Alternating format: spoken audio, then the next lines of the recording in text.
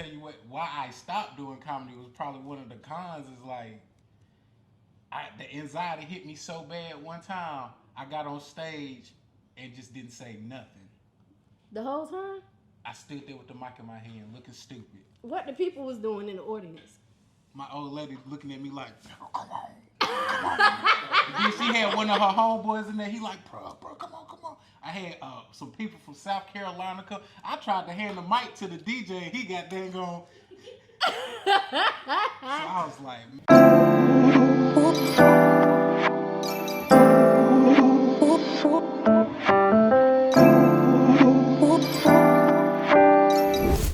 What's up, y'all? It's your girl, Goddess7, and this is Cuzn Tea Podcast, where we talking to minority entrepreneurs. We talk to creators of all genres. We also talking about all the hot topics and whatever the fuck else come to our mind. And today, y'all, I got a very dope guest in the building. He got one of the dopest podcasts in the city, y'all. Make sure y'all go check him out. Personality on point, A1. He got nominated for Best Podcast of the Year for 704 Culture Awards, so we competing against each other, y'all. if one of us win, it's all good. Right, it's still a win, right? Yeah. It's still a win. He previously tapped into comedy a little bit, y'all, and he used to own a printing company. So we're going to talk about that a little bit tonight, y'all. G Rich in the motherfucking building with y'all favorite motherfucking cousin. How you doing tonight, G Rich? I'm good, man. Thank you for having me on. Thank you for it's coming. It's a dope setup. I love everything. It's for sure. Thank you. Can you tell the cousins a little bit about yourself and where you from? My real name is Granville Richards. I was born in Boston, only stayed there for just a little bit and moved to Charlotte, North Carolina, and I've been here 36 years of my life. So Charlotte raised you? All day, every day. I was here when it was just one big building uptown. It was real small, wasn't too big. Okay. Now, have you always been a great conversationalist, like growing up? Never. Never? Like, I just now starting to get my conversation together, like with the podcast thing. But really, most of the time, if you see me, I'm real quiet. I watch. You watch? Yeah, I don't say too much. Okay, because that was my next question. Because we gotta talk a lot on these podcasts. I was gonna ask you. Nah, I ain't gonna do you like that. No, I was gonna ask you. Did you ever get in trouble for talking too much as a kid? But no. Yeah, because when I grew up, I was the fat kid. So I got picked on. So when at one point I was like, "Oh, y'all gonna keep picking." I went home and wrote down some shit, and I just started roasting everybody that's yeah. So that's how I got in trouble for talking shit back to people talking shit to me. So you been a class clown? Absolutely. Okay. Absolutely. When you were younger, did you ever think that you would be in front of the world talking? I knew I was going to do something. I just didn't know what it was. My mama said I was a real animated kid, so I knew it was going to be something. I just never knew it would be podcasting. So once I got that camera, my little setup and everything and started podcasting, I was like, this is what it is right here. I tried, like you said, I tried comedy. I ain't really, but the podcasting thing, I think I done fell in love with that for sure. That's your calling. Heck, yeah, I love it. So what made you actually get into podcasting? Shoot, I had bought the little interface and I was going to use it because I like to play the game. I was going to use it to start playing the game and stream my game. And I was like, that ain't going to bring me nothing. So I might as well, I invited somebody over and next thing you know, I interviewed him and then the next person, hey, you doing interviews? And from then, it just kept rolling and rolling. So I was like, okay. You ever thought about doing like a gaming podcast since you're a gamer? I thought it, but that thing kind of complicated though, for real. I don't know. I think I'm in love with the person-to-person podcast thing, for sure. Okay. So if it's any cousins out here watching right now and they thinking about doing a podcast, like what's some tips you can give them as far as that starting process? Just do it. Everybody think you got to have all this high technology and big cameras and microphone. Just if you got a phone, you can do it. You can interview. You don't need all that high fancy type stuff. You don't need it. So start off with the phone. Just do it. I think that's true because I started off with an iPhone and then my cousin had her iPhone and then we went our separate ways. She did her podcast, I did my podcast, and then eventually I moved up to a camera. So I think that's true. Start off with that goddamn phone. I still use my phone. You do? Still use my phone to this day. Okay. Still using the phone. So when you use your phone, is your phone like your main camera or your backup camera? It's just one camera. I just use one camera in the center, and when I edit it, I can make it look like it's switching from angle to angle. On CapCut, you can zoom in and cut it a certain way to make it look like you got more than one camera. So let's talk about this editing. Like, do you feel like that's something difficult to overcome as a podcaster? Absolutely. If it wasn't for my old lady, y'all be looking at the podcast thinking y'all watching a Chinese movie for real.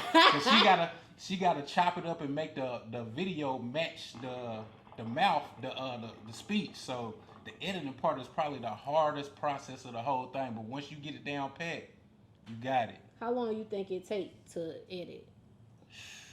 Generally speaking, for the average video.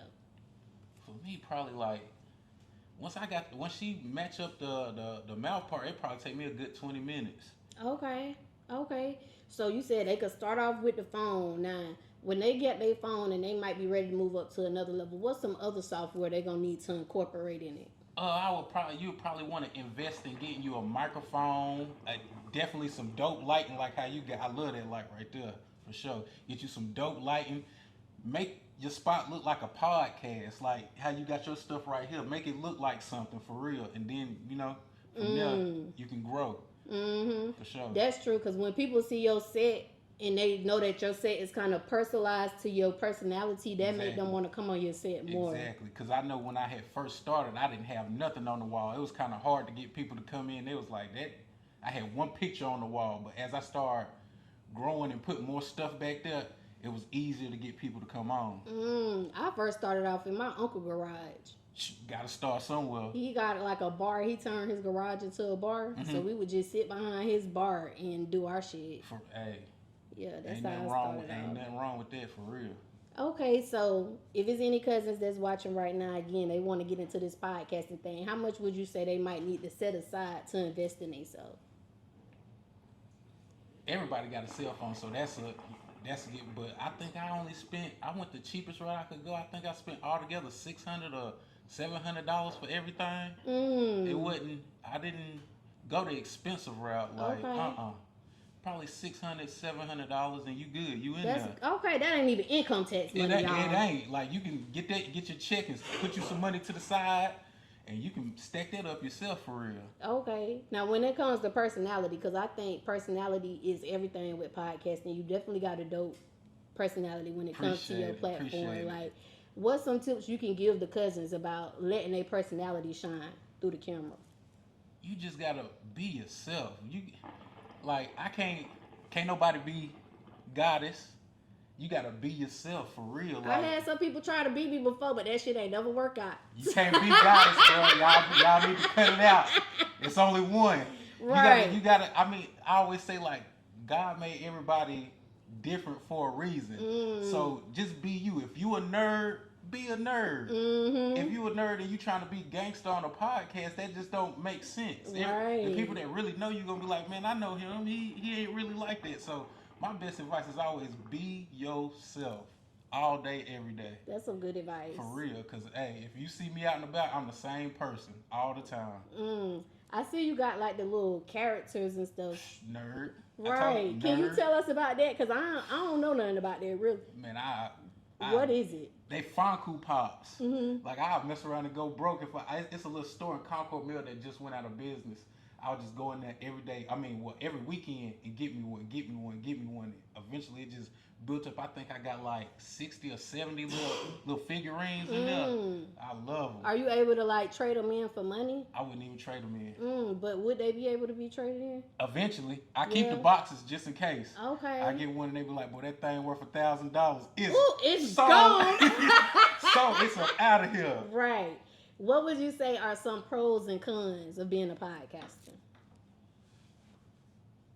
The pros, I would say, is you get to network with people and meet people that you never met before and get your face out there. And because really, I'm a homebody. I don't really like going nowhere or being out. So I'm really getting to meet a lot of people that I wouldn't really meet.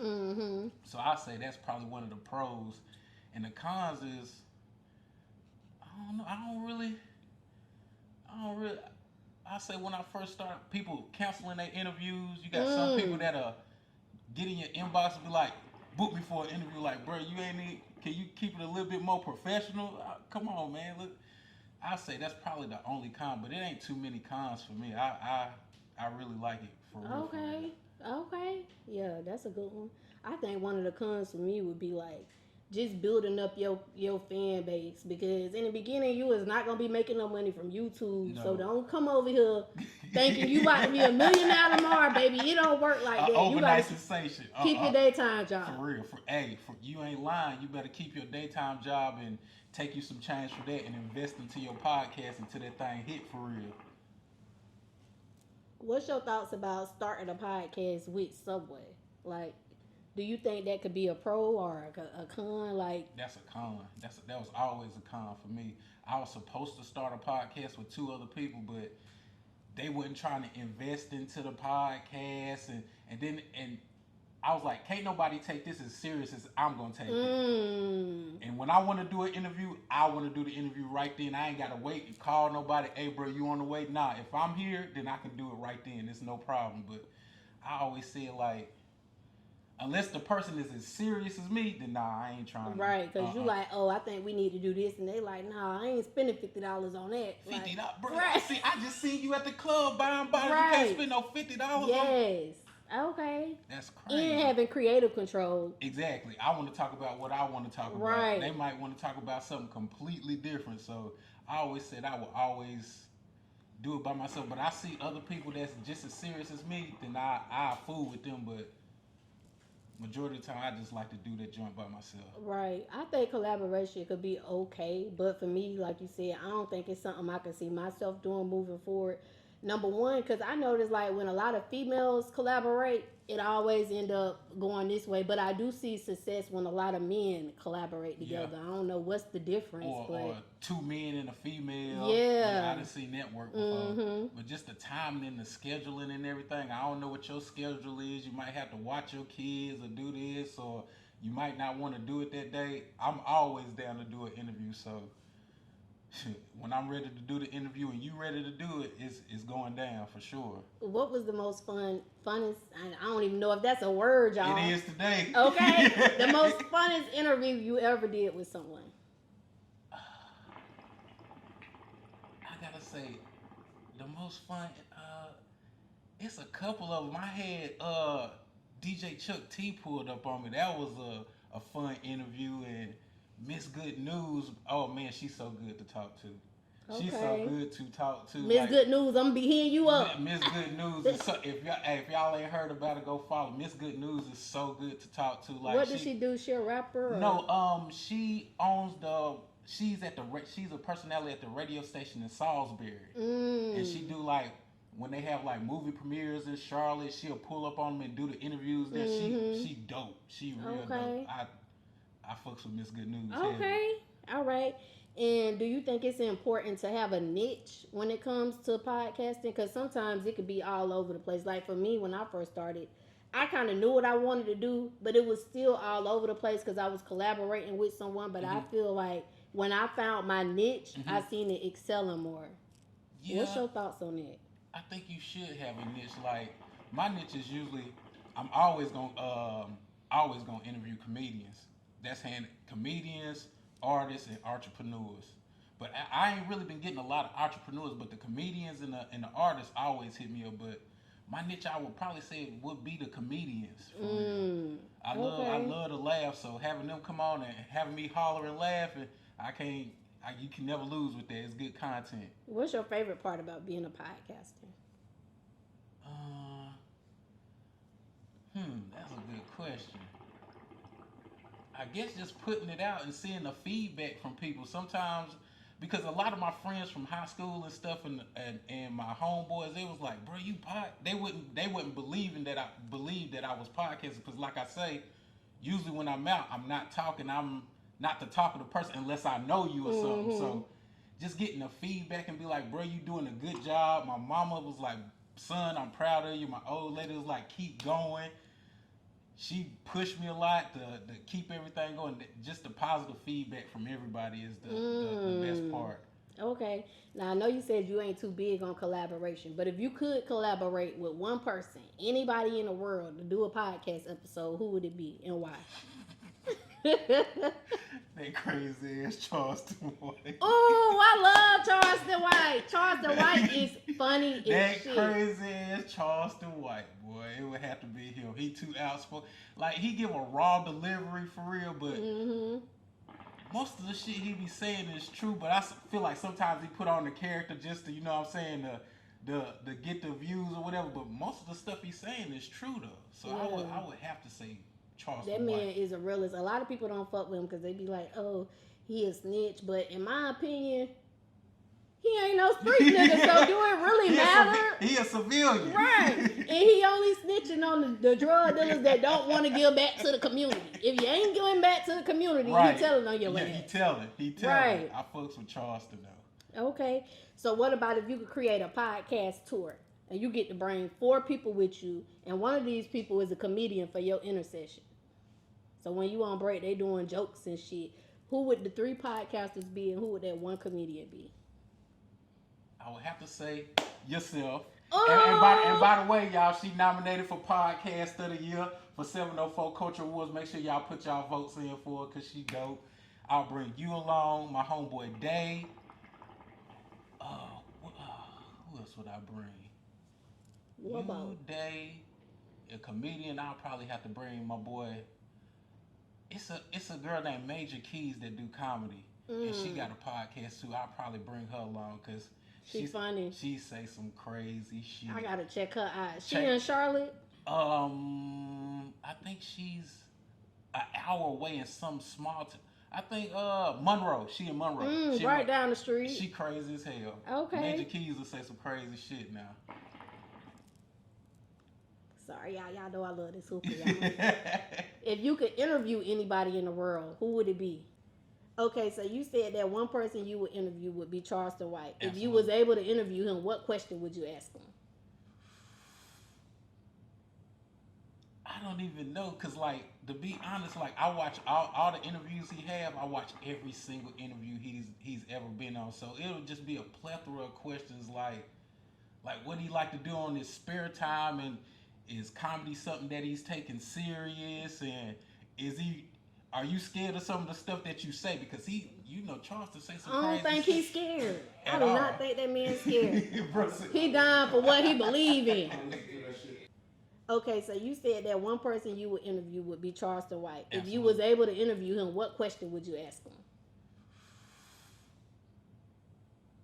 I don't even know, cause like, to be honest, like I watch all the interviews he have. I watch every single interview he's ever been on. So it'll just be a plethora of questions like what he like to do on his spare time, and is comedy something that he's taking serious, and are you scared of some of the stuff that you say? Because Charleston say some crazy shit. I don't think he's scared. I do all. not think that man's scared. Bro, He dying for what he believe in.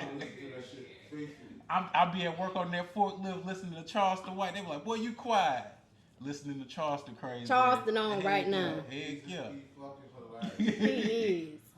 Heck yeah. What would you say makes an interviewer a great interviewer? Like, this interview stand out from other interviewers. They're great because of this.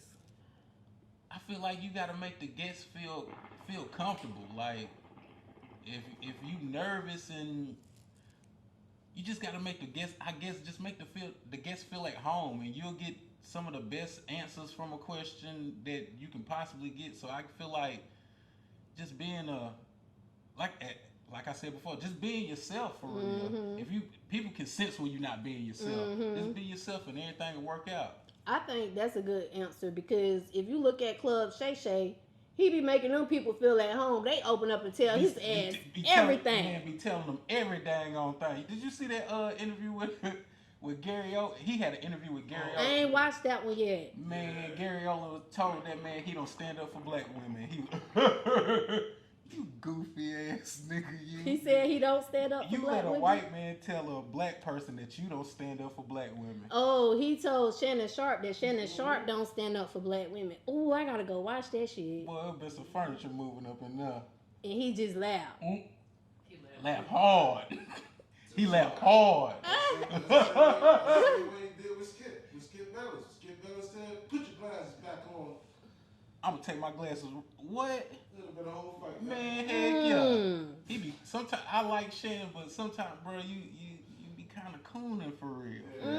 I can't.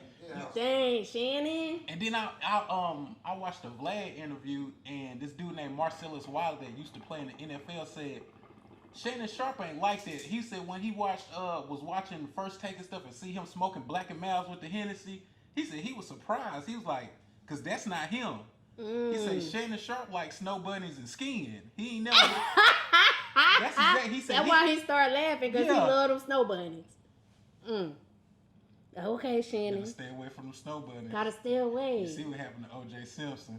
Ooh. What's old buddy? They free OJ though. But you see what happened to old buddy that was playing what's that dude name? Jonathan Majors. Right, you chase him down the street. He still got charged. He running away from the girl. He still get charged. Ain't nowhere in the world. You can never go Was wrong. it like a girl he was dating or something? Yeah. Dang. Better stay away from him. He done lost all this. That's crazy. I don't even feel bad for him though. He done 50 million something. all this fucking Marvel money. Marvel money. Dang. My thing is like they go over there and do that. And then when shit go wrong, you want to come back over here like we supposed to support you. We don't give a fuck. Look, your ass should have left. Look, ran straight back to Megan Good talking about she Coretta. No. Boy, you should have been with her in the first place. She wouldn't have been showing out like that in public. You'd be like, baby, you need to chill out. She probably would have chilled out. Like Jeezy and Jenny May. Boy, we don't want to hear this shit. Now all of a sudden, hey, listen, man. Now all of a sudden, she said, I forgot, basically, I feel like she trying to get some money up out that man. Yeah. Because at first she was trying to get the alimony, saying that she didn't read the prenup. Girl, you on television, so you telling me this man gave you a whole live contract and you ain't read the contract? You done had plenty of contracts in your life. So after that one fell through, now she trying to say, oh, he's not a stable father and he hit on me. And he got guns in the house. Who don't got we guns? Need a gun to protect Who us. don't got a gun in their house? What? Yeah, I don't respect that. And I don't respect it with that situation with Jeezy because it's like, boy, them Asians is not over there listening to your music. We is. Like, support who the fuck support your ass. They say stuff went wrong with, because you know them Asian families, they like to have their mom and their whole family stay with them. They say her mom was staying with them and that's probably what started causing the friction right there. Ain't no way, mama, you gonna have to stay at your own house. Stay at home, For real. That ain't happening. Okay, so let's circle back a little bit because you said what makes a great interview is when you make your guests feel comfortable, make them feel at home. Like, what's some tips you can give the up and coming podcasters to make their guests feel comfortable? What's some of the things they could do to make their guests feel at home besides being themselves? Have some of that good drink like you got. Keep them drinking good, y'all. Keep them drinking good. Have some drink, have some snacks, I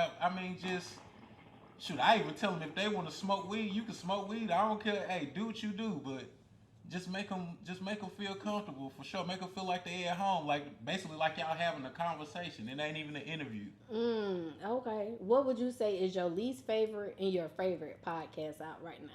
Mainstream.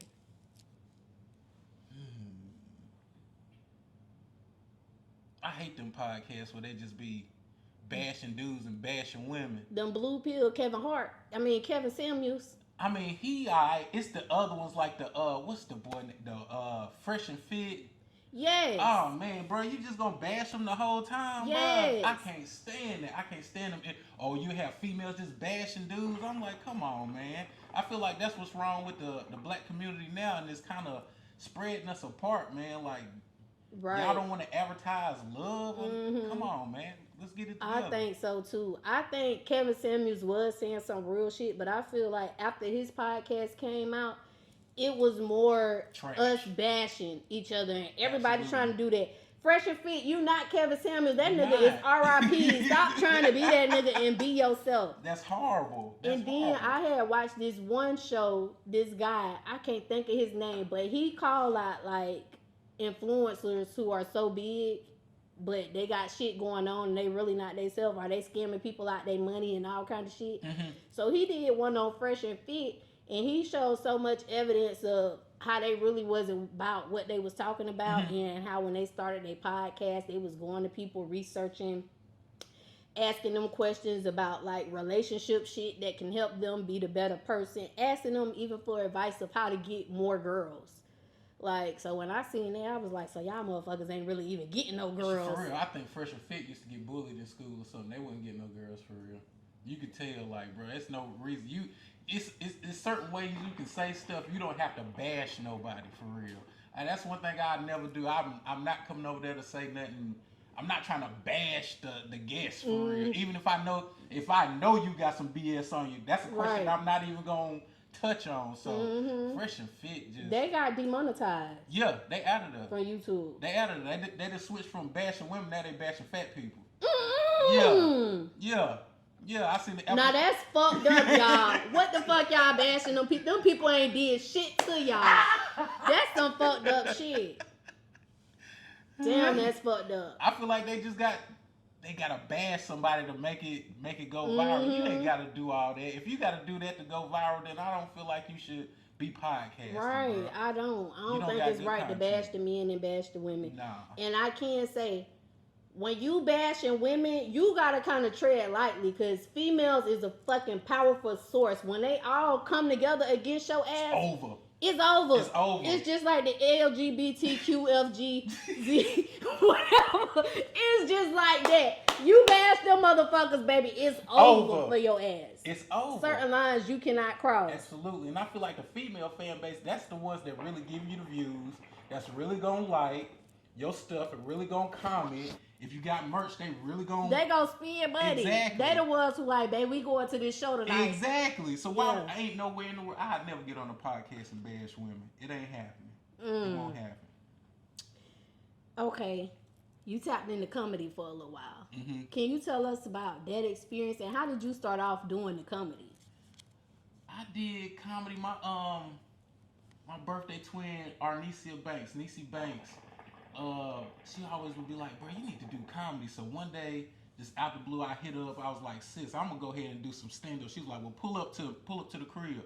So I had a whole bunch of stuff already written out that I was gonna get up there and say. So I pulled up to her house, and she was like, she gave me like a little microphone. She was like, go ahead, spit your shit. So I spit my shit for her. She was like, bro, that's funny, but you need to take that out, put this in, take that out, put this in. And I was like, all right. So I ended up going to the Comedy Zone open mic night for the first time. Went up there, killed that shit. It felt, I ain't never felt so. It's nothing better than when you getting off the stage and they say, for the first time, Granville Rich, and the crowd just cheering and cheering. It was your first experience. First time doing it. I killed that shit. Now, on your first experience, and I asked everybody this, whoever performed, did you feel any stage anxiety? Oh yeah, all week. What your anxiety felt like? Did you feel anything in your stomach? Nervous all week. At work, they like, bro, you super quiet this week. I'm nervous, bro. Nervous all week until you get on that stage and hear that first laugh. Then it starts to flow and it starts to come out for real. But I was nervous the whole week. Dang. Okay, so I always ask that question because I'm a poet. And when I first got on the stage, like as an adult, because as a kid, it was nothing. I was getting in church, doing them Maya Angelou poems and shit. Let it go. I know why a caged bird sings.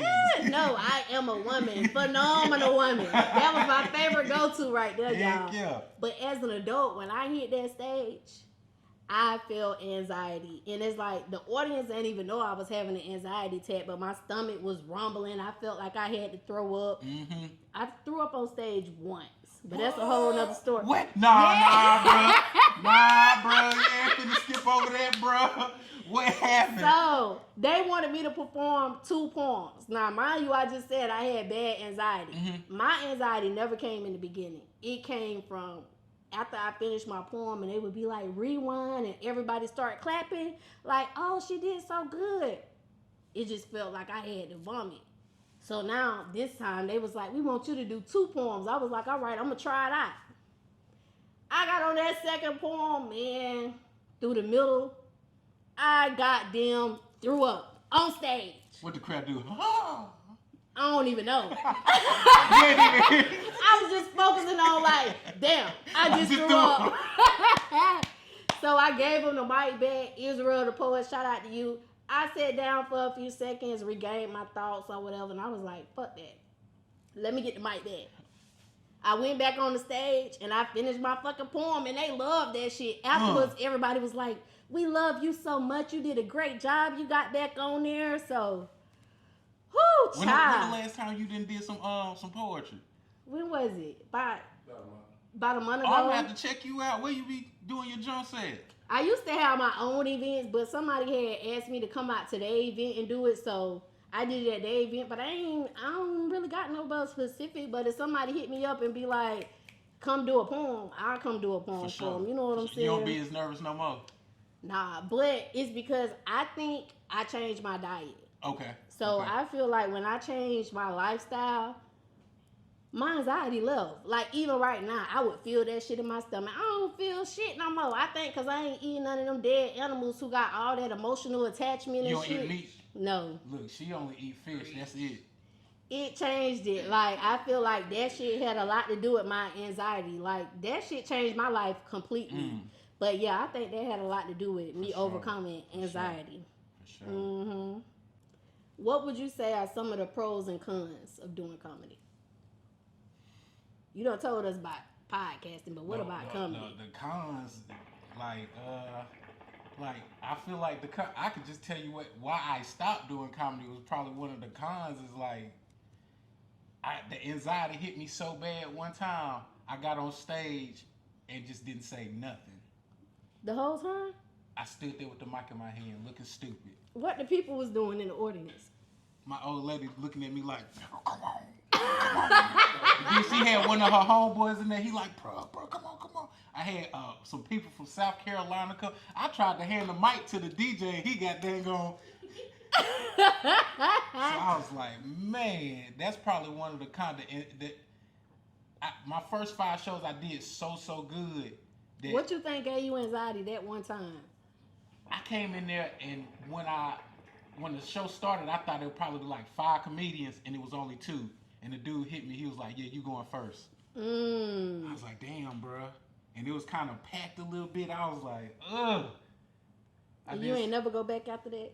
Never. I'm being a punk ass. I need to, all my comedy homeboys were like, bro, you need to go ahead and get back up there. Because one of my homeboys named T-Link, he was like, bro, I didn't see you do good before.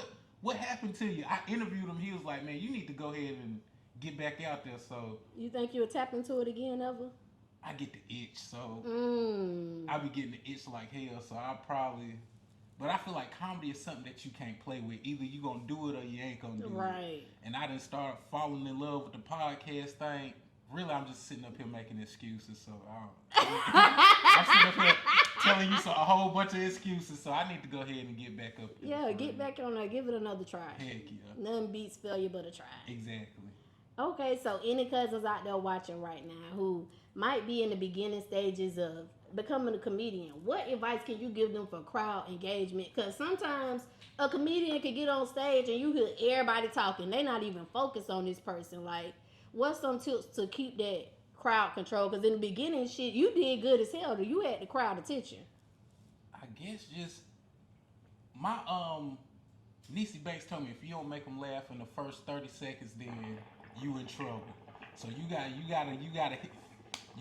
hit them. First 30 seconds, you gotta hit them. She said, really, if you can hit them in the first if you get them laughing early, then you got them. Once you get them laughing, you got them. So I would say, like, really get you really talk to you one of these OGs. Like, talk to a Tyrone Burston or a Cousin Clyde or a Deacon Dean and pull them to the side and talk to them so they can show you some things and give you some pointers, because these guys I just named, or a comedian Hugo, they not hesitant to tell you like what you need to do and how you should do it to get the crowd engaged. So talk to your OGs before you really take that thing. You're not gonna.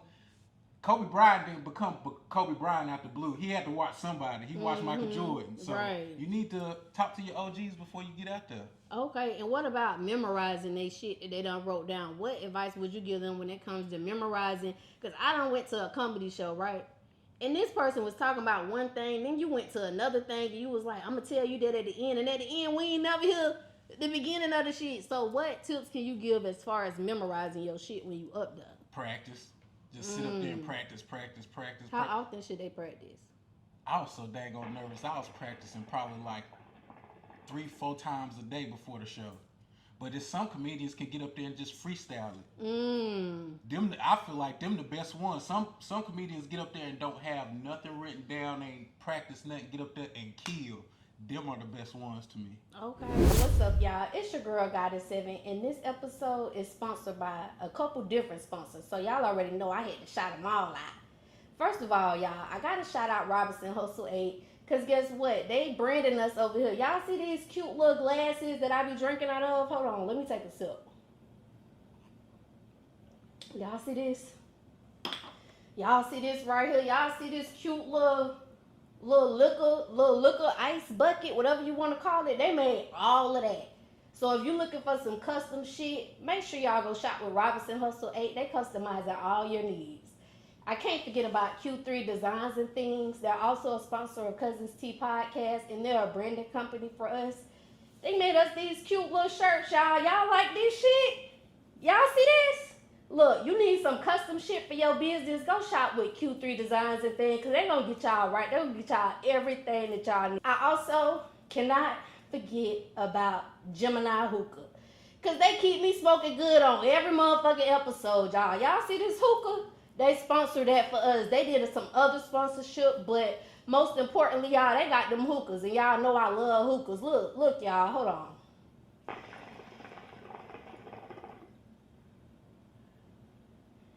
See that cloud? See how that smoke just come out real thick, real cute or whatever?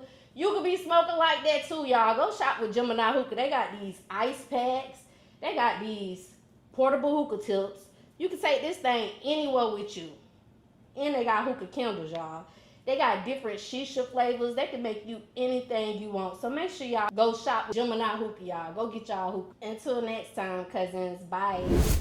Okay, so it's a lot of great comedians out here. What would you say makes a comedian a great comedian? Like, you Bernie Mac type of great. Like, what makes you that great as a comedian? It's some people that just funny. Like, even when they not doing comedy, if you funny on stage and off the stage, you just got the charisma and all that, you great. Like, I would say, like, one of my favorites is Eddie Griffin. I feel like he's like the smartest comedian out there. If you got a comedian that can make you laugh and think at the same time, then you goated in my book. Then you got your just super hilarious ones like your Bernie Macs and your Kevin Hart's and Dave Chappelle, another one that make you think and laugh at the same time. So I say them guys right there for sure. And can't forget Lou Nell and some more. Oh yeah. I love both of them. Look, she messed around and I had interviewed a comedian and she commented on one of my posts. I about lost my fucking mind. Oh shit! Which one was it? Some more or Lunel? Some more. Ooh. About lost my damn mind. One of the girls was saying, like, I asked her what's her no-nos before when she's doing comedy. She was like, she don't drink or smoke before she get on stage. And some more comment on there, girl, I don't do that either. I looked, I say, I had to click it. I said, that's fucking smart. Ooh, it's crazy you say that, because that brings me to my next question. Because a lot of comedians, they be bringing their drinks on stage. They got that cup right there. I was going to ask you, do you think, like, when you got that drink, it benefits you as a comedian from your personal experience? Because a lot of them be having that drink on stage. I can't drink. I can't drink. Even if you smoke, like, you'll forget everything you're supposed to say. But I don't even feel like I was doing comedy long enough to really, like... Yeah. You know what I'm saying? But they say... I've interviewed so many comedians and they say they don't drink or smoke before a show because it can get real sloppy, so... So what the hell they be having in that cup? Water? They say a lot of them be goddamn drinking. A lot of them be goddamn... White girl. I'm in love with that cocoa. They say out there in California, they be doing coke. My girl, Kiera Benson told me in California, they do cocaine like it's just... Like you sipping drink or you sipping water. Right in front of you. Just... Right. You want some? Yeah. Like, girl, I don't like when water go in my nose when I'm in the pool. Hell no. That shit be burning like hell. No, I don't want goddamn chlorine hit that nostril. That shit hurt. Yeah, I think that's true though, because even with the smoking as a podcaster, like I can, I love me some motherfucking weed. But baby, I cannot get high. One time I got high doing the podcast and I was just stuck like this. And my man was like, next question. I was like, oh shit, cut. Look, I had to stop smoking weed.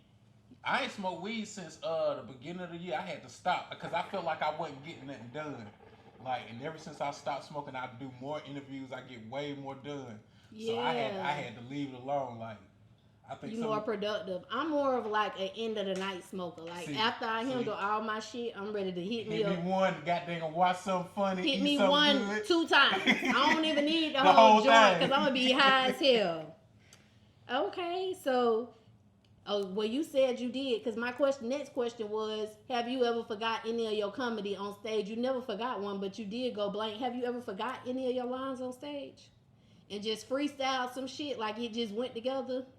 Everything I always had was, like, written out. Written out. Them 5, 6, 7, like, I only did comedy probably, say, like, 8 or 9 times. Mm-hmm. So the times I did do it, everything was already written out, and I rehearsed it and all that stuff, but I had some comedians say that's not good to do that. You know what I'm saying? You should sometimes you should try to go up there. One of my dogs, Jordan, said you like, if you're not bombing, then you're not trying hard enough. Like you need to try different shit. So everything I always did was always pre-rehearsed. So okay, okay. So I know you ain't doing it that long. So I got one last question about the comedy. If you could do a comedy skit talking shit about anybody, making jokes about anybody in the world, it's gonna be Puff. Did you see that goddamn video where he hit that girl like that? That shit was fucked up. What would be the one question that you start off with not even question, because this ain't no podcast, this a comedy. What would you start off roasting that nigga with? This nigga, that nigga goddamn having freak offs.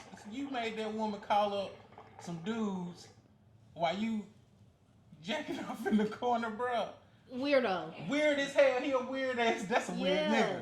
That's a freaky ass nigga. Well, I seen him beat that girl up. Ooh, all I can say is fuck, nigga. Because that was some bitch ass shit. He grabbed her, slammed on the ground, and then stomped her. Right.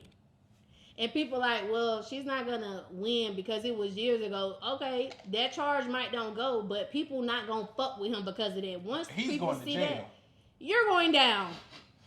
And Carisha, I love you because you're from Florida, and that's the only reason why I love you. But bitch, I hope you don't go down too. Oh, she going. She going. They say she was. What's that? They call it. I was listening to what's that? Crazy ass Jaguar right today. They say they be doing that pink cocaine. It's called Tootsie.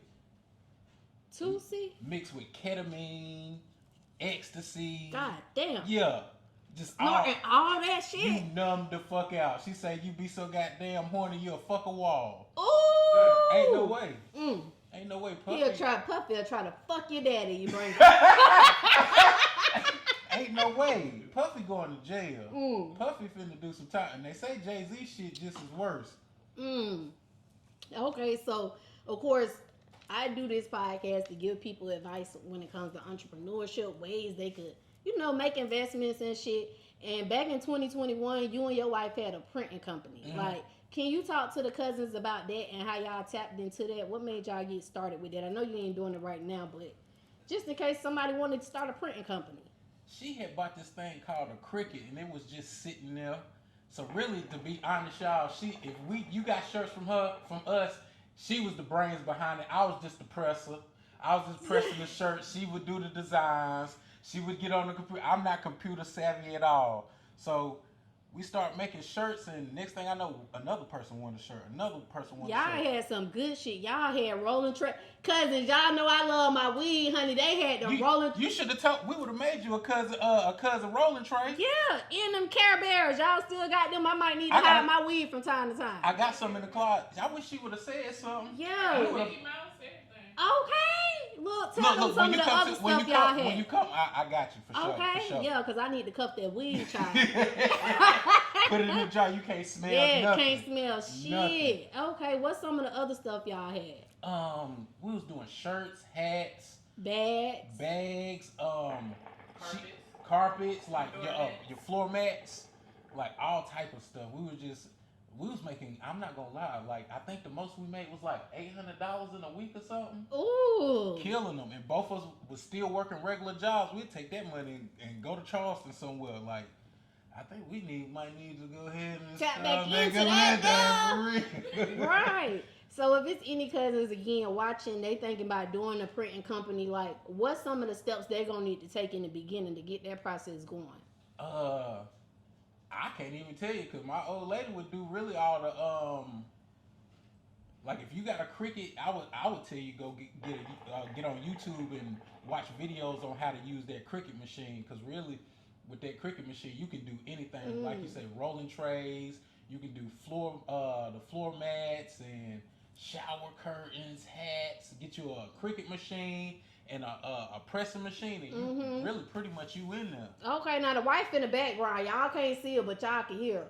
Wife, is it any other things that they might need to invest in to start that printing company besides the Cricut and the printing machine? I just say show them what you can do.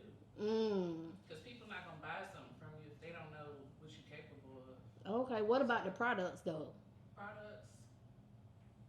What you mean? Like what they gonna need? We know they need a Cricut. We know they need a printer. Shirts. A computer. Shirts, a computer, social media to promote. Okay. Yeah. Okay, y'all. So y'all got some advice right there. Get y'all a computer. Get y'all that Cricut. Sorry, this is teleport cousins.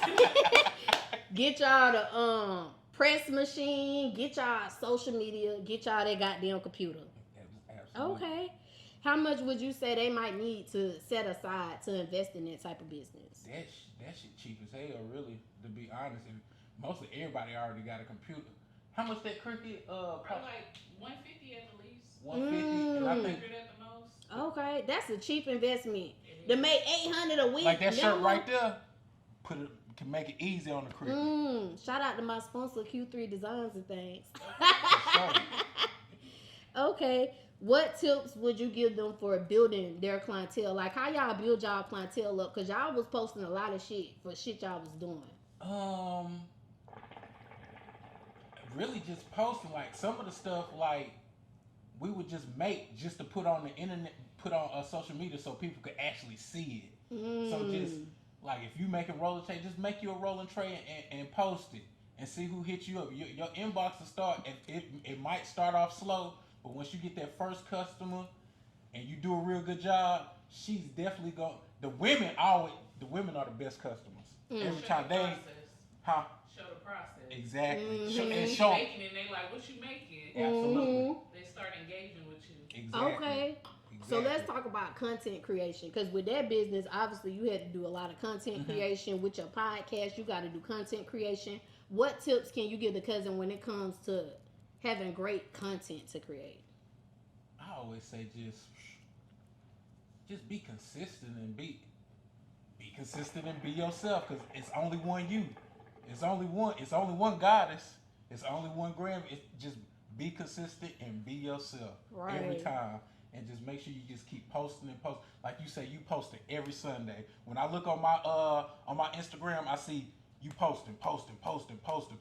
That's why you got nominated for 704 Culture Hip Hop Awards. If y'all ain't voted for Goddess, y'all need to go ahead and do that right now. Right, Goddess Energy, Rich. We both in there. One of us got to take it home, like, y'all. One of us catch if you get up there and win, I'm gonna chill like I won. Right, you better it's believe a win for all of us, y'all. You better believe it.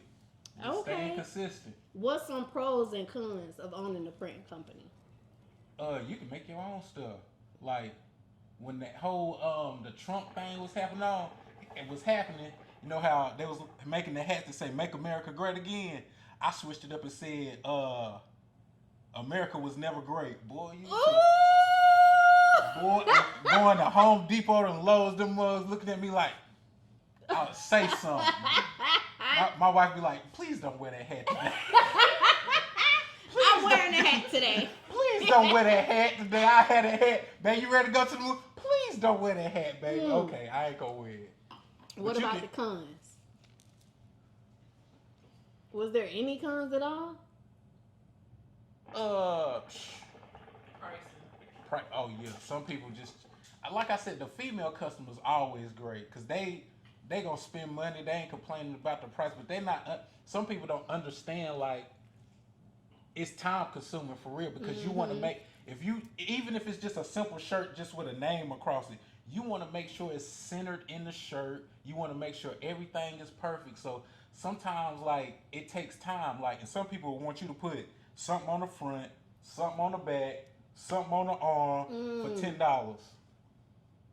Bro, you smoking. You better get off my line for real. What about deposits? Like with that type of business, I would think like deposits would probably be a good idea because whether you paying me up front, right, the whole price, price. You know I'm gonna make sure it look right, and I'm gonna send you pictures and ask you, is this what you want?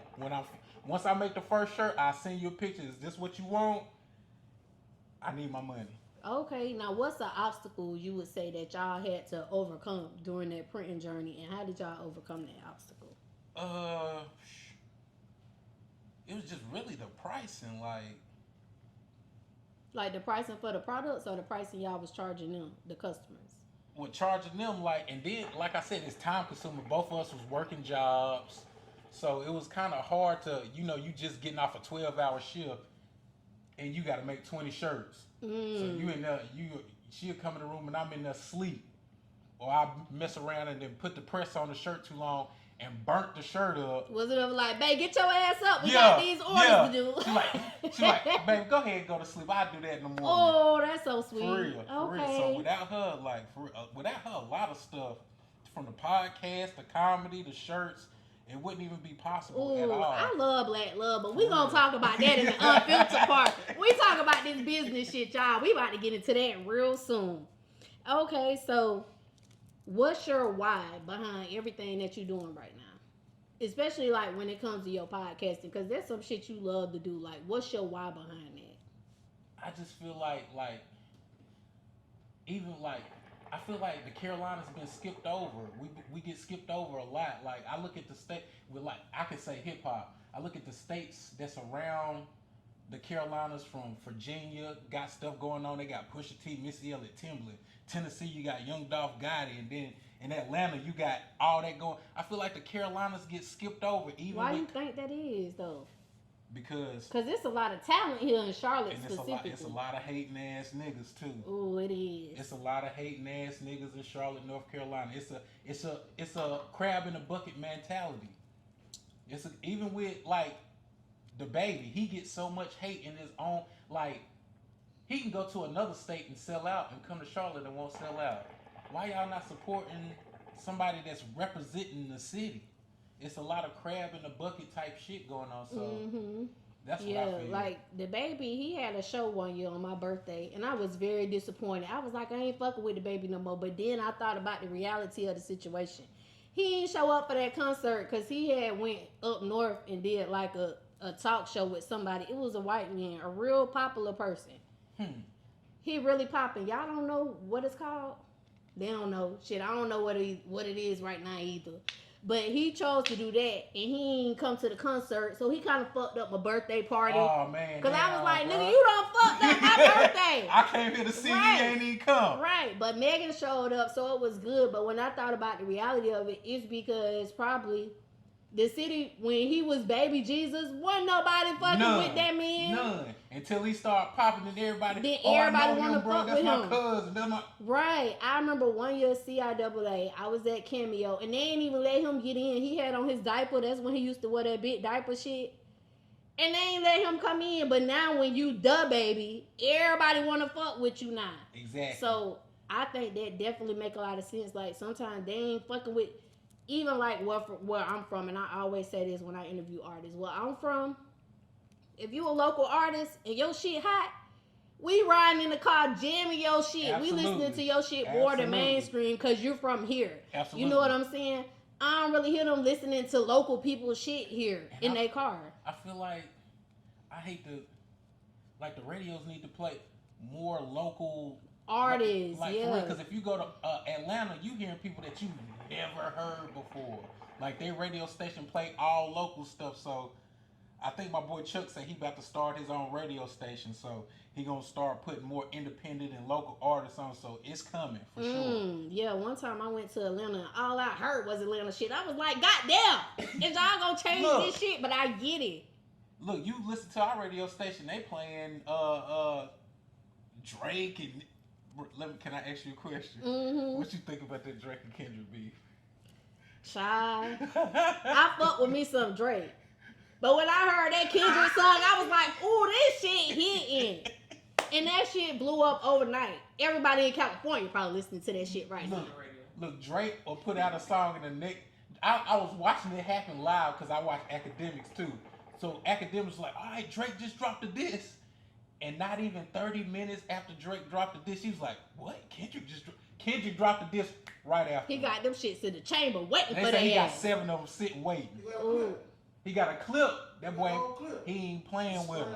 It was like he manifested this shit. Drake, he knew you was gonna be a fucking hater, so he was like, "Let me get in the studio, cause when this shit get ready, I'm dropping on this nigga." So I told people he would. Everybody was like, Drake gonna get him. I was like, bro, I'm a Kendrick fan, bro. You a Kendrick fan? Absolutely. It's just like this. Put it like this. Kendrick is lyrical. Exactly. Drake make dancing music. That's what he told him flat out. Exactly. And then Drake got somebody that's for the culture. You're not for the culture. You're just making music. Like Drake got somebody writing his shit. Exactly. If you got hold on, you made a diss track today. I can't make a diss track right after you. Let me go get my writers to write this. You got somebody that's actually writing their own shit, bro. You can't fuck with them. You cannot. You should have known better. But bro. Charlemagne said he think Drake should say the word nig instead of nigga because he half and half. That's What's worse. your thoughts about That's fucking worse. That's fucking worse. I think that shit worse. Don't do that, bro. Don't do that. You think it's worse? That's worse. It'd be like, bro, you was just saying nigga, now you saying nig. Bro, you don't say it at all, but he black, y'all. His mama just in my opinion, he black. He you know black. what I'm saying? He black. We done accepted you over here. And you fucking with the black women. You part of us now. You ain't doing like Jeezy and leaving us. You right here. Right here. Mm-hmm. Jeezy, you know you shouldn't mess with that crazy. You shouldn't have. It's over for your ass, nigga. We ain't supporting you no more. That lo mein chicken was hitting though. That vegetable lo mein. Ooh, how Celine be hitting with that shit. I love that motherfucking vegetable lo mein. Yes, and then they got that goddamn vegetable fried rice and they make it with brown rice. Child, I love that motherfucking homemade shit. It's egg so rolls good. and shit. Yes. Man, I'm probably get me some Chinese food when I leave. Jeezy was over that bitch eating good. Jeezy, you want your favorite homemade soy sauce? What can the cousins expect from G Rich show this year? I ain't gonna say this year because we halfway through within the next year. I'm probably gonna like put myself out there more, like start doing interviews outside of the podcast, like interviewing people just like, you know how people just walk up on somebody and just ask them random, like put myself out there a little bit. Cause like I said, I don't really like leaving the house like that, like going to the club and going, that is not me. So I feel like just going out more and like being more places other than the podcast room. What's your ultimate goal when it comes to the podcasting? To put Charlotte and the Carolinas on the map. Ooh, that's a good one. Okay. And what advice could you give to any of our cousins watching right now that's in the beginning stages of their podcasting career? Just do it and stay consistent with it. Just do that shit. Everybody think you gotta have, like I said, have all this high price shit. You really don't. If you got a phone and good content, it's gonna go. So stop just second guessing yourself. Be confident about yourself. Be yourself and just do the shit. And it's no way you can lose. Okay. Now this is my signature question. I ask every guest that come on this sofa this question. For sure. What's one thing that you want the world to know about you?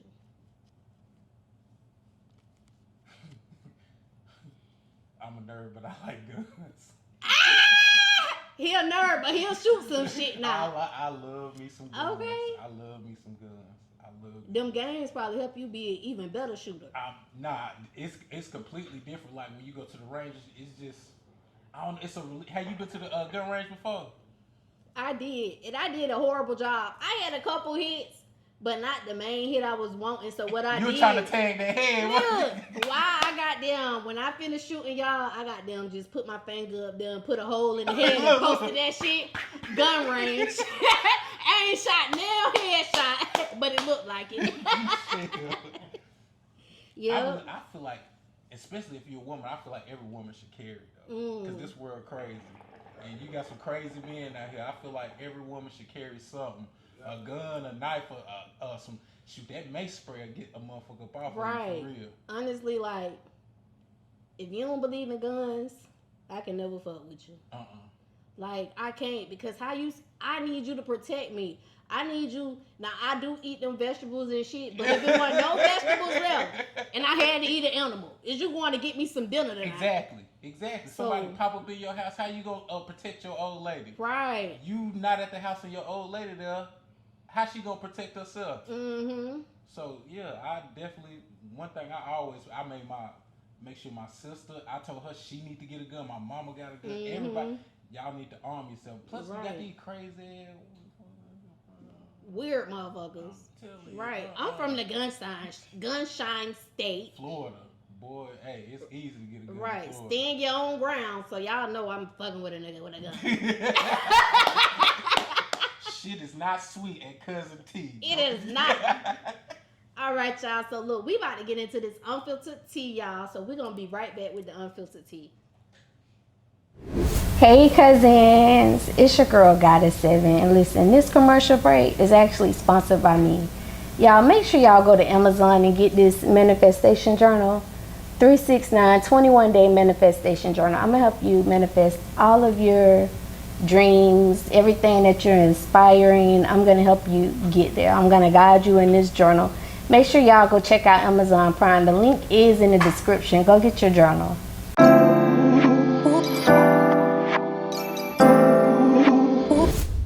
All right, y'all. So we about to get into this unfiltered tea. Y'all already know how this shit going. He been drinking his Hennessy. I've been drinking this Teleport. I'm smoking this good hookah.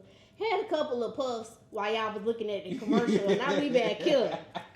So for this part of unfiltered tea, I want to do something a little different.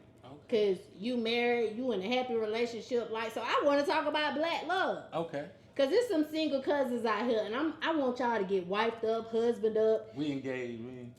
Y'all engaged? Yeah. That's fine. That's married. Shit, me and my nigga engaged, but we still married. You better believe it. You better believe it. Okay, so look, we about to talk about some black love, cause I love black love, y'all. All right, so how long y'all been engaged for? Shoot, I say 3 years. And how long y'all been together for? 12. 13 in next month. 13? Yeah. Okay. What would you say are some tips that you can give to cousins to keep a strong relationship going? 13 years, that's a long time. Every day y'all not gonna like each other, but y'all better be in love with each other. And you really don't know each other until y'all live together for real. You think you know somebody, you don't know them until y'all stay together. So Okay. for real. But y'all, every day ain't gonna be sweet. It ain't gonna be sweet. You Hell gonna have nah. hard times, good times. Hell and yeah. work through that shit. Hell yeah. Okay, because sometimes my baby get on my nerves, but then I be like, bitch, this about to be your husband, deal with it. For real. For real. So I definitely get it. So on a scale from 1 to 10, how important would you say is communication when it comes to like a relationship? Communication is key. If y'all not communicating, that shit is not gonna work at all. It's not gonna work, period, at all. I don't care if y'all, everything else is perfect. Y'all not communicating with each other, because you might do some shit you might come, well, I still do that shit. Come home and just leave my clothes in the middle of the floor. She get on my ass about that all the time. Like, I just cleaned up, you leave. But communication is key. Like, if y'all not talking to each other and telling each other what you like and what you don't like, and it's just not gonna work at all. It's not gonna work. It's not gonna work.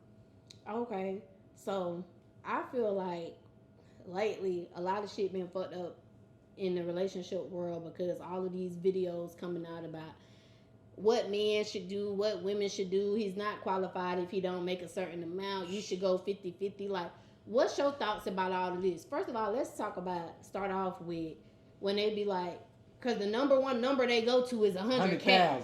100,000. That's their favorite number. What you think about that shit when they be like, they need to make 100,000 minimum for him to be my man? That's the stupidest shit I've ever heard in my life. Like, you gotta build up to that shit. Like, when I got with my old lady, like I said, I couldn't afford a haircut. I didn't have a car. She did thugged it out with me when we was eating oodles and noodles for breakfast, lunch, and dinner. Like, it's not gonna be like that. But if I get rich, then goddamn anything she wants, she gonna have. Right. Because she done thugged it out with me when I ain't have shit. Mm-hmm. So these females talk about he gotta make $100,000 for us to be in a relationship. You looking for a money grab. You looking to get married and divorced and take that man through the shit. That's some bullshit. Right, I agree. Now I'm a woman and y'all know I love women, but I gotta agree, sis. If you talking about like, 100,000 requirement, bitch, it's over for you. And then inflation's so damn high. 100,000 these days don't even amount to shit. Number one, you still struggling. Right, you're still struggling, and girl, it's over for you. It's over for you as far as relationships. I'm gonna tell you why, in my opinion, because what if he go broke? Exactly. What if he get in a car accident, God forbid? What if something go fucked up and now he ain't got no income coming in? Bitch, you're gonna leave him. I seen some shit where a lady got married to a dude and they was married for 2 years and he got in a bad accident and messed up his legs. She said after 3 weeks she was getting a divorce because she didn't sign up for that. That's crazy. Dirty. That's dirty. Now I'm gonna bring it back to the women's side. Cause the BBLs just goddamn took over. They took over. So when it comes to the BBLs, do you think a BBL is gonna guarantee them a man? Hell nah. Hell. Do y'all even care about BBLs? No, I want natural. Because we ain't gonna stay young forever. That BBL, you gonna be 60 years old with an ass sitting on your back and titties sitting up in your... We don't even know the outcome yet because it just came with this generation. Gonna be spanking. We gonna see that commercial. If you got a BBL in 2015 to 2022, call this number. Like, right. We don't care. Real niggas don't care about no goddamn BBL. Right. At all. Right. Okay, so let's bring it back to the black love. If there's any single cousins out there, female cousins, what tips would you give them on to get that man and keep him locked in? Because you could get a person, but how to keep him as a man? You just gotta, like, you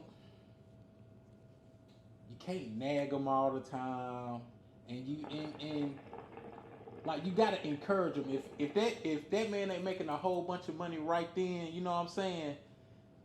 Just give him encouragement, or be like, give him, like I said earlier, I wasn't thinking about doing no podcast. She put the bug in my ear. I wasn't thinking about making shirts. She put the bug in my ear. When I was doing comedy, she was like, baby, keep doing it. So just give your man some encouragement and fix him some good ass macaroni and cheese, for real. For real. That macaroni gonna do it every time. That macaroni gonna make him stay, for real. Ooh, I'm about to go make that macaroni tonight. Okay, so let's reverse it for the men, because you've been in a 13-year relationship. What tips can you give the men cousins that's out there watching, just like you gave the females, as far as keeping that relationship strong from a, like, what's some tips you think we as women might be looking for to be like, fuck that, I ain't going nowhere, I'm staying right here? The things you was doing at the beginning, if y'all was going on dates and she liked flowers then she like it now. But also, like, we've been together so long, like, I feel like every 5 years you change. You mature a little bit more. Like, the same things I was doing when I was 20, I don't do when I was 25. Or when I was 25, I'm not doing the same things I was doing when I was 30. So that's when the communication come in. So y'all got to communicate on stuff like that. For real, for real. Okay. And what's something that you think could change in our community to make black love strong again? Like, make that shit number one in our community again. What's some changes you think that we as a community should make to get that back number one? Stop talking about that. Stop listening to these dumbass podcasts with these dudes and these females bashing black women and black men and all that. Black men ain't good fathers and black women ain't good women. Like, bro, that's some stupid shit. That's really some stupid shit. Y'all need to stop listening to that shit for real.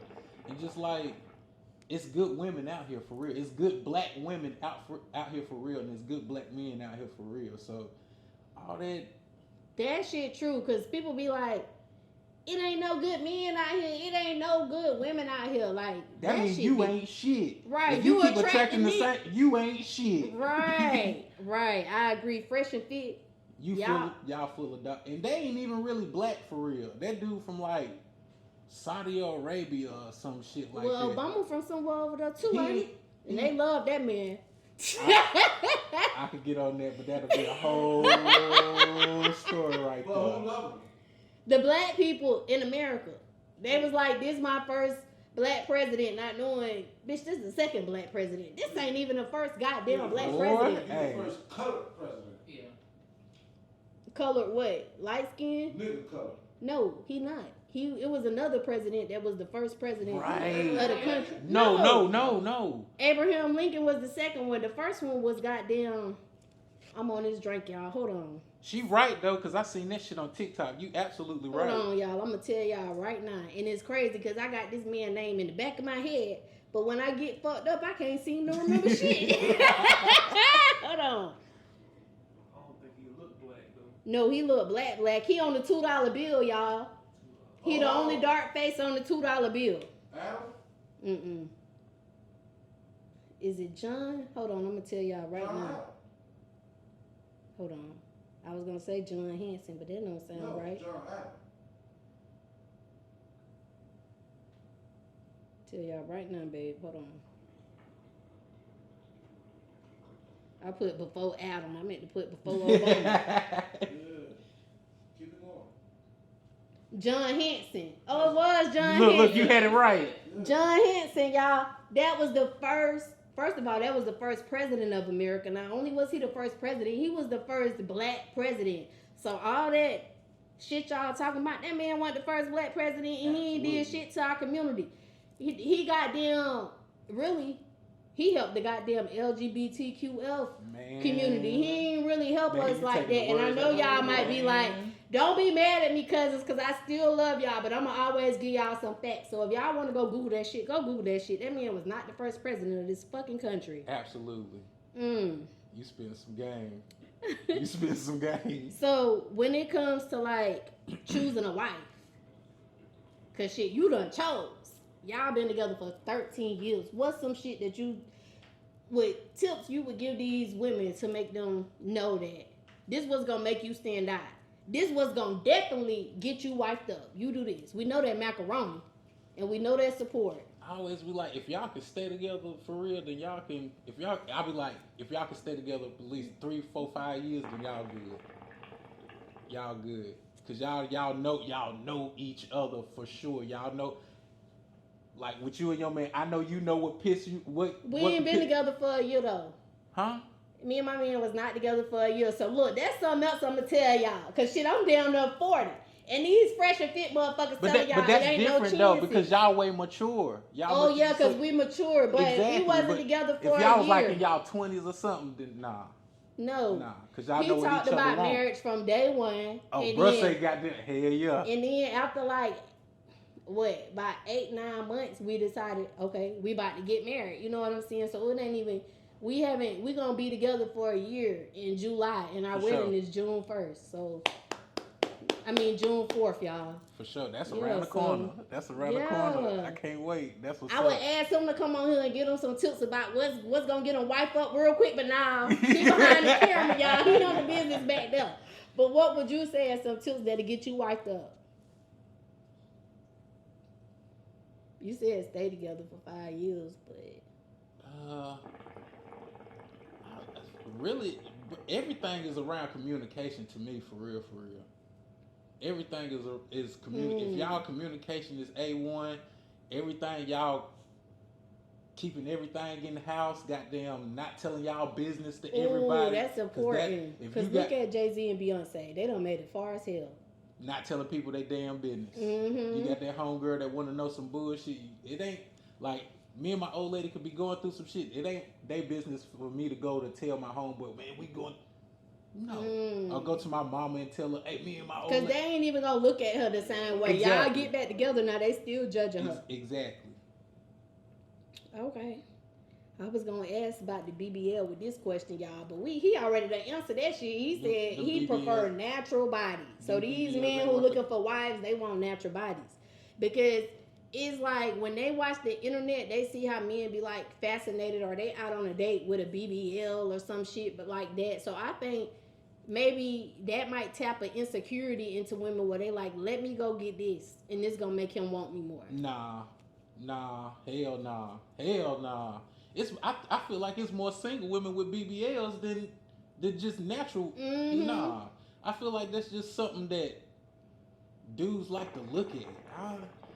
Looks gonna wear off when you get older, for real. You gonna be, like I said, you gonna be 60, 70, and your face gonna be saggy, and you gonna have an ass sitting on your back. Like, don't nobody wanna.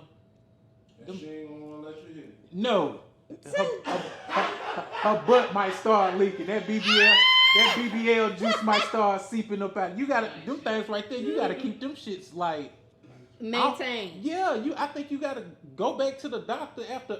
Get massages, all kind of stuff. Man, hell nah. Keep that shit natural. If you got saggy ass titties, goddamn, we gonna like them. It's somebody that's gonna love them saggy titties. Goddamn right. Goddamn What about right. date nights? How important you think it is when it comes to date nights in a relationship? Very important. We always go on dates. Like some people stop going. Like, don't do that, bro. Take her out on dates. Go. It could be to the movies. It could be go out to eat. Go out of town, go to the beach, do stuff. That's real important. How often you think a date night should occur to maintain a healthy relationship? Like, if y'all real busy, at least goddamn 3 times out of the month. It don't even got to be nothing super extravagant in there. It could be a picnic or some shit. See, women like picnics and flowers and shit like that. It don't got to be nothing super extravagant, like I'm taking her to Roof Chris every night or this and that. Or it could be something simple, like, yeah. Right. But date night is definitely important. Date night important, y'all. Yeah. Okay, so you and your fiance, y'all built the business together. How important do you think it is? All right, I'm going to say, do you think it strengthens your relationship when you start a business with your partner? Absolutely. Because y'all both going through the struggle together. So when shit pop, then then both of y'all, y'all already know what both of y'all already know what y'all went through to get to where you at. So y'all won't, I say, like, what's the word I'm looking for? Well, that Hennessy, boy. I know, teleport for me. Y'all will appreciate the situation more. Like, for the women that's just looking for a dude that got a whole bunch of money, you know what I'm saying? She might not appreciate that you making $100,000 or $200,000 like you appreciate it, because she don't know what you went through to get that money. You know what I'm saying? But if both of y'all doing the business together and y'all know what y'all been through to get to this point, then y'all will appreciate the money. Y'all just not gonna be splurging and spending. Right. Like, and I think, like, if y'all build together and he get to that level, y'all on that level to where y'all billionaires now. He a billionaire now, sis. You a housewife. She ain't gotta do shit. Yeah. Like I said, when my podcast hit and that money start coming in, she ain't gotta do shit. You wanna start a business, I fund it. Right. You wanna chill at home. I was gonna say that. I feel like they willing to sacrifice more when you build with them versus he already was a billionaire when he met you. He not sacrificing all that shit because you ain't help him with none of that process. And she probably gonna go ahead and divorce your ass so she can get that bread. Alimony, but he probably done made us sign the prenup. See, Jenny done, we was just talking about. Sign this prenup. But shoot, the way the court says, she'll figure a way out to get that money though, for real. For real. Okay, so let's talk about some hot topics that's going on right now. Main hot topic in our community. This industry beef.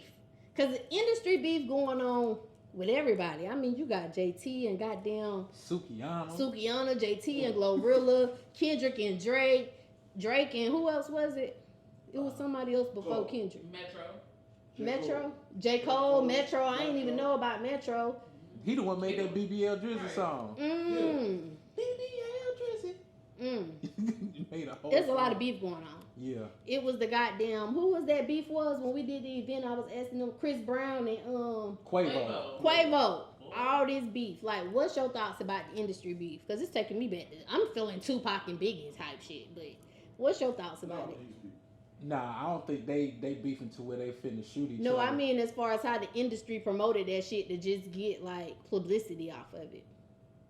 I think these beefs is good beefs because like I think the industry kind of So it's a healthy beef going on right now. Yeah. Okay. Them beefs, these beefs. Grass fed beef. They needed to have these Okay. beefs for real. But you got some people that'll say like, I don't care what they saying. I feel like sometimes you gotta beef. Everything can't be all peaches and cream all the time. We gotta get mad a little bit. Yeah. Okay. So who you choosing? Because you told me off camera. But let the cousins know when it comes to Kendrick or Drake, whose side you on? Kendrick all day. Kendrick okay. all day. And why Kendrick? Because he for the people. Kendrick for the people. Like if you listen to his music, he got songs like Be Alright. He's talking about black people.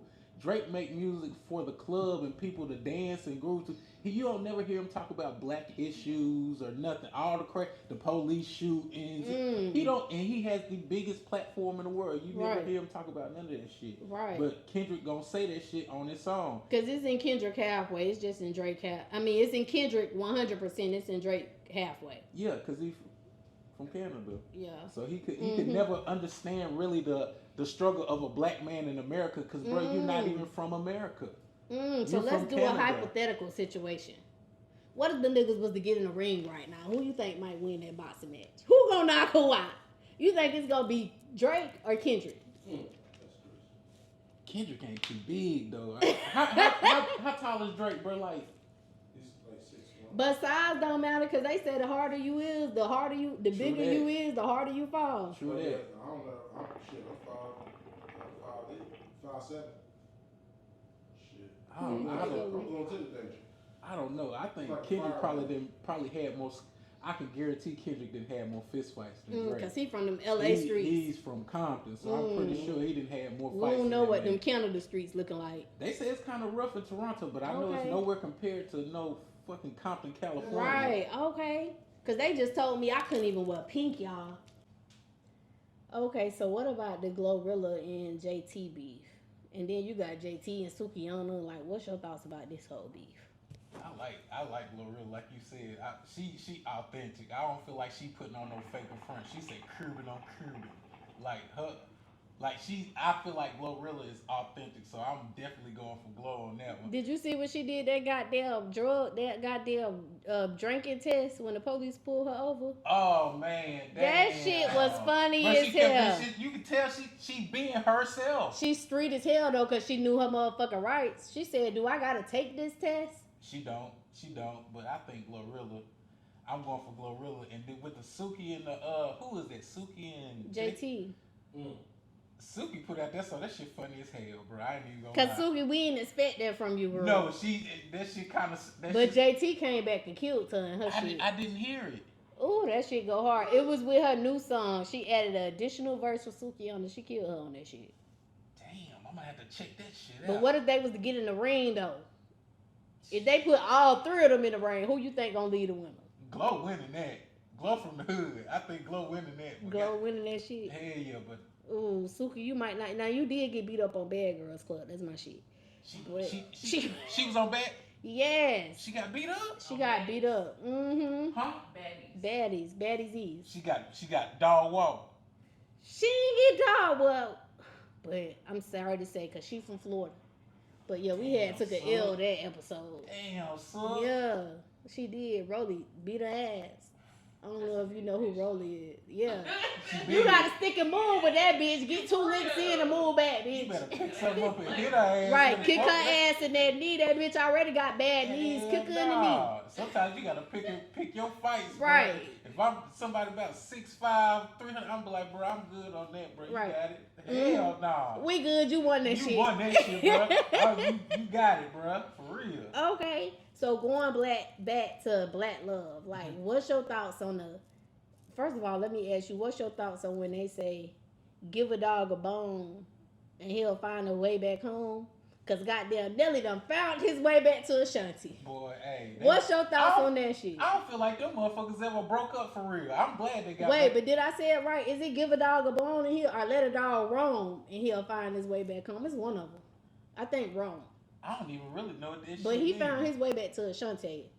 Yeah, now they got a baby and they finna get married. Ooh. I feel like they ain't never fell out of love to begin with.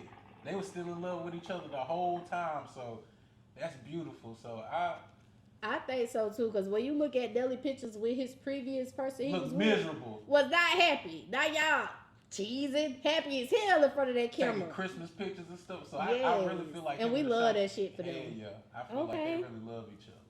So I know earlier you was like, y'all ain't finna drink champ me. But we do the little drink champ game. And we call it who you choosing over here. Okay. So I'm about to call out some names and you just let me know who you choosing. We're gonna start off with some comedians because you tapping into that comedy world. Okay. Bernie Mac or Richard Pryor? God damn. That's some harmony for the background. God damn. Man, she going for the juggler on the first one. I have to say, oh man, nah, because I feel it wouldn't be no Bernie without Richard.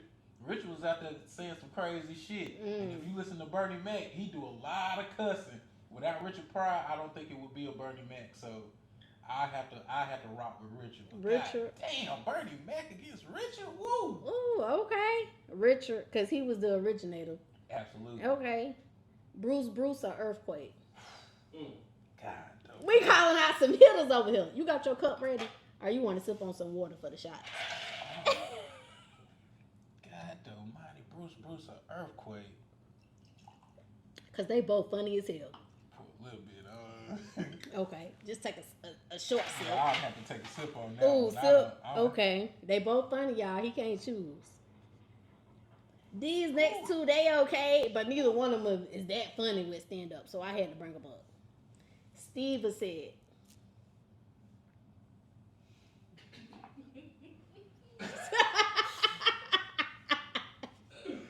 I see. After that Cat Williams interview, who's funnier? Steve was said. Because if you look at Kings of Comedy, man, that's hard as hell. Because he was funny with that spaceship joke, but then But that they shit, say Cat he's- Williams say he took stole his that shit. shit. So was you really funny? You need another sip? Yeah, God almighty. I don't know. Okay, the next one. I like both of these ladies. Pour another. Ooh, man, you gonna drive? I guess Yeah, you gonna have to. Ooh, that shit burn. Pour it up, pour it up. Watch it all Bro, out. like shit, you bullshitting me. Okay. Adele Givens or Lunel? Lunel all day. Lunel, And I seen okay. Adele Givens live too. She funny as hell, but Lunel is the GOAT. Lunel. All day. Okay. Monique or some more? Some more all day. She Some like more? she commented on my goddamn post. So I'm Okay. a forever. And plus I she got a story about some more. what What's the happened? story? Huh? What's your story? Say it loud so the cousins can hear. I was at I went to a drill team competition in Atlantic City, New Jersey. So we were just sitting there one day. Me and my man, I went with my man, it was his daughter's thing. He was like, yeah, you'll drop me down there? I'm like, yeah. So we sitting in the bleachers, and I looked to the side, I looked to the right, I said, oh shit, that's some more. I tried to back her, she turned me down though. What she say? What she say? Yeah. He tried though. He tried. When she was sitting right next to me, I shot my shot. I'm like, yo, Hey. I know you. She said, yeah. She said, I'm like, shit. Dang, that's fine. That's fine, babe. Don't worry about it. What it say? For real. I wasn't upset or nothing. You found your soul, Right. man. Though, for real. Right. You Don't gotta worry wait about for that it. chicken box dinner. You got you a winner. I fuck with you though some more. You my girl. Yeah. Okay, Chico Bean or DC on Fly? I'm rolling with Chico on that one. Chico, why Chico? Because Chico, I watched an interview on him. He said he started his stand-up comedy because he went to, I think, either Central or Winston-Salem or something like that. He started his comedy career in Charlotte, in Greensboro, Comedy Zone. Plus, I think he funnier than DC to me. Okay. All day. Cat Williams or DL Hughley? Cat in the hat. Cat in the hat all day. Comic View or Duff Comedy Jam? Def Comedy Jam. Why Duff Comedy Jam? Because that shit was raw. And Martin Lawrence. Even Bernie Mac. Young Martin Lawrence, can't nobody. He's the best host of all time. Couldn't nobody mess with young Martin Lawrence. Okay, host wise, yeah.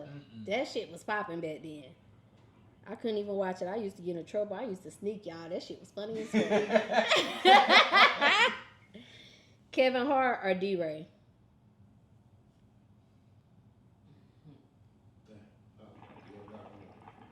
D-Ray, I feel like Kevin Hart is more popular, but D-Ray is way more funny than him. Okay, so we going with D-Ray. I'm going with D-Ray. Okay, last one. Just Hilarious or Country Wayne?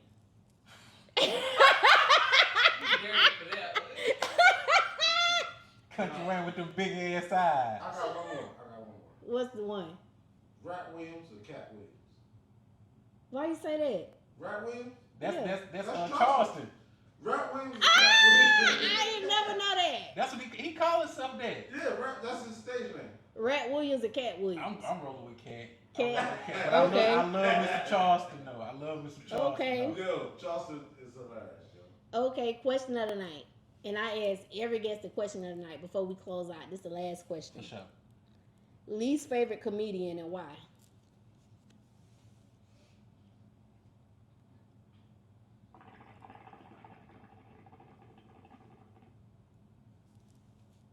I don't know. I want to say this name, but they were funny. Jerry Seinfeld ain't funny to me.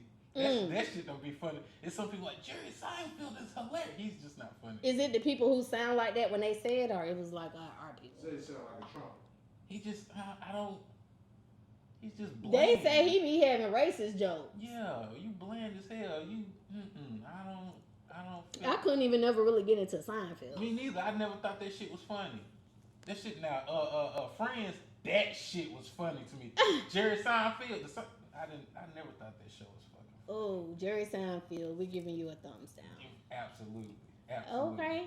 So we about to get ready to get up out of here, cousins. Before we get up out of here, can you tell the cousins where they can find you at? Y'all can find me on Instagram at The G Rich Show, on TikTok at The G Rich Show, and on YouTube at The G Rich Show. So everything is The G Rich Show. For sure. Okay. And y'all, if y'all go to his page, y'all gonna see the number where to vote him for Best Podcast of the Year. Make sure y'all vote for him Best Podcast of the Year.